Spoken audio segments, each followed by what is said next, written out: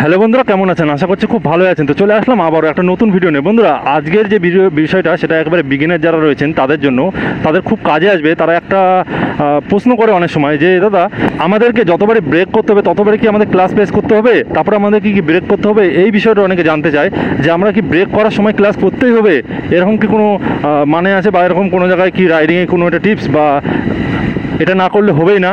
তো এরকম অনেকে জানতে চায়। তো সেই জন্য ভিডিওটা আজকে শ্যুট করছি, অনেকের কাজে লাগতে পারে। তো এরকম টাইপের আরও ভিডিও পাওয়ার জন্য অবশ্যই চ্যানেলটিকে সাবস্ক্রাইব করে রাখবেন, কারণ আপনাদের যেগুলো অসুবিধা হয় বাইক চালানো রিলেটেড, তো আমি সেইগুলো বিষয়ে ভিডিও বানাতে থাকি। আর অবশ্যই জানি ইনস্টাগ্রামে এখনো ফলো করেনি, কোনো রকম প্রশ্ন থাকলে সেই ইনস্টাগ্রাম আইডির উপরে দেওয়া আছে, সেখানে অবশ্যই সেখানে ফলো করবেন। আপনাদের সব প্রশ্নের উত্তর আমি ওখানে দিয়ে দেবো। তো চলুন মেন ভিডিওর বিষয়ে আমরা এবার চলে যাই।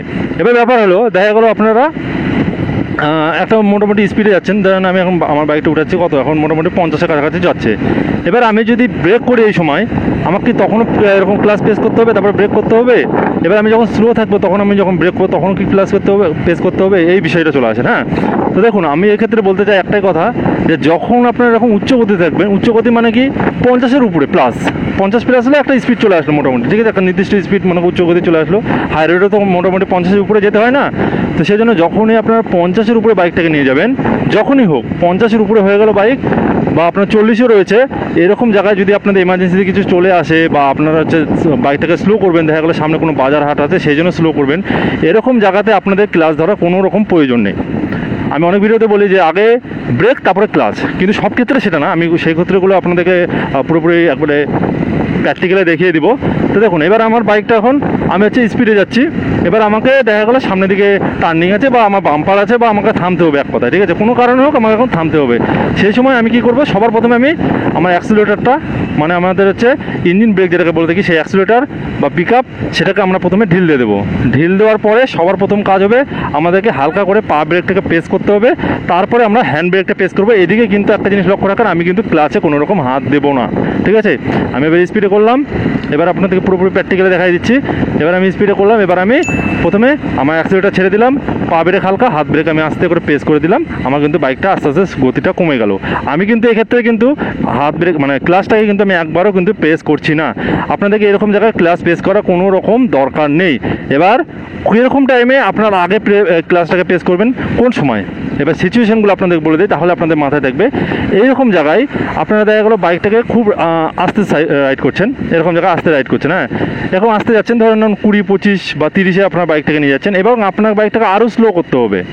এবং আরও যখন স্লো করতে হবে, তখন আপনারা কী করবেন, যখন ব্রেক করবেন তখন কিন্তু ক্লাচটাকে প্রেস করে আপনারা স্লো করবেন, কারণ আপনাদের না হলে স্টার্টটা বন্ধ হয়ে যাবে। তারপর আপনাদেরকে গিয়ারটাকে কমিয়ে দিতে হবে। এবং উচ্চগতির ক্ষেত্রেও সেম কিন্তু, ঠিক আছে। উচ্চগতির ক্ষেত্রে কী হয়, যখনই আপনারা স্পিডে করলেন, করার পরে যখন আপনারা ব্রেক ধরলেন, ব্রেকটাকে প্রেস করলেন, গাড়ি স্লো হয়ে গেলো, গাড়ি মোটামুটি 20-25-এ চলে আসলো, তখনই আপনারা ক্লাচটাকে প্রেস করে দিলেন। তারপরে গাড়ি স্লো হলো, তারপরে আপনাদের ক্লাচটাকে প্রেস করতে হবে, আগে আপনাদের ক্লাচ প্রেস করার দরকার নেই। আর একটা বিষয়, যখনই আপনারা স্লোতে যাবেন তখন আপনারা ক্লাচ করে ব্রেক করতে পারেন, কোনো রকম সমস্যা নেই, ঠিক আছে। এবার আপনারা দেখা গেলো ট্রাফিকের মধ্যে আছে, সেই রকম জায়গায় আপনাদেরকে ব্রেক করতে হচ্ছে, যাতে হচ্ছে এরকম জায়গাতেও কিন্তু আপনাদেরকে কিন্তু আগে ক্লাচটাকে প্রেস করে হাফ ক্লাচ করে আপনাদের ব্রেক করতে হবে, একটু করে ক্লাচ ছাড়তে হবে, একটু করে যেতে হবে। বা কাদা রাস্তায়, বা আপনারা কোনো উঁচু জায়গাতে যাচ্ছেন, এমন উঁচু জায়গা মনে করেন আপনাদের এক গিয়ারে যেতে হচ্ছে, এরকম যদি কোনো উঁচু জায়গা হয়, সেরকম ক্ষেত্রেও কিন্তু আপনাদের সেম নিয়ম কিন্তু করতে হবে, যে আগে আপনাদের ক্লাচ প্রেস করতে হবে, তারপরে আপনাদের কিন্তু ব্রেক করতে হবে। আর শুধু যদি আপনারা উচ্চ গতিতে একমাত্র থাকেন, বা মনে করেন ধরেন 30-এর উপরে থাকে গেল আপনার বাইক 30-40-এ চলে আসলো, তারপরের থেকে আপনারা যখনই ব্রেক করেন আপনাদেরকে আগে ক্লাচ প্রেস করার দরকার নেই, আগে আপনার ব্রেক প্রেস করে বাইকটাকে স্লো করে নিন। স্লো করার পরে আপনার ক্লাচ প্রেস করে তারপরে গিয়ারটাকে ডাউন করবেন। যখন আবার যাবেন আপনারা আস্তে করে গিয়ারটাকে আপ করবেন, আপনার বাইক কিন্তু আপনার কোনো রকম স্টার্টটা বন্ধ হবে না। আশা করি আপনাদের ছোট্টর মধ্যে বুঝিয়ে দিতে পারলাম। আর যদি বুঝে থাকেন একটা লাইক করবেন, যারা নতুন বন্ধু আছেন অবশ্যই সাবস্ক্রাইব করে পাশে বেল আইকনে প্রেস করে দেবেন, এরকম টাইপের আরও ভিডিও পাওয়ার জন্য। তো চলুন, সবাই ভালো থাকবেন, সুস্থ থাকবেন। Thank you, take care and bye by.